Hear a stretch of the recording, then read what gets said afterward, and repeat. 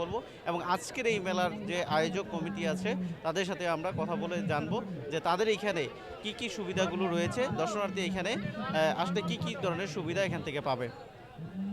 ধন্যবাদ আপনাকে। আসলে আপনাকে একটা জানিয়ে রাখতে চাই যে আমাদের কিন্তু প্রায় 100 সিসি ক্যামেরা আছে, আমাদের নিজস্ব ভলেন্টিয়ার টিম আছে, সাদা পোশাকে পুলিশ পুলিশ বাহিনী আছে, বিভিন্ন আইনশৃঙ্খলা বাহিনী আছে, তারপর আনসার বাহিনী আছে।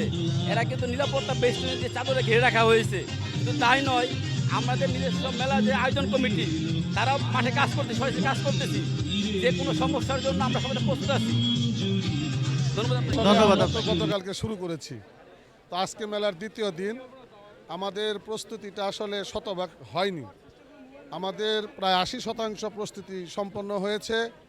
যদি প্রাকৃতিক দুর্যোগ না থাকতো আমরা শতভাগ প্রস্তুতি সম্পন্ন করতে পারতাম। তারপরেও এই মেলায় আগত দর্শনার্থীদের সাথে আমরা কথা বলে দেখেছি, আয়োজক কমিটি তারা অত্যন্ত সন্তুষ্ট এবং বাকি যে সম্পূর্ণ কাজগুলো রয়েছে সেটি আজকে এবং আগামীকালকের মধ্যে আমরা সম্পন্ন করতে পারবো এবং দর্শনার্থীরা যারা এসছেন তারা তাদের পছন্দ মতো সকল পণ্য কিনতে পারবেন এবং যে বিনোদনের যে ব্যবস্থা রয়েছে সেই বিনোদনগুলো তারা অলরেডি উপভোগ করছেন।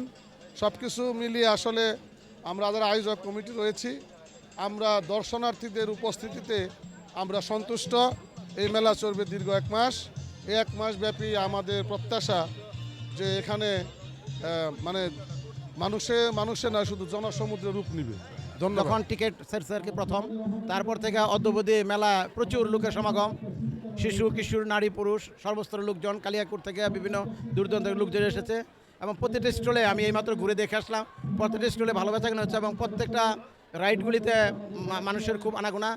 মানুষ তার সপরিবারে এখানে এসেছে, তারা বিভিন্ন কিছু উপভোগ করছে এবং মেলা আসলে একটা প্রাণবন্ত যে মেলা, এখানে যে একটা প্রাণের স্পন্দন হচ্ছে, এখানে যে আবহমান বাংলার একটা ঐতিহ্য ফুটে উঠেছে, এটা এখানে না আসলে বোঝা যাবে না। যারা এসেছে যাদের সাথে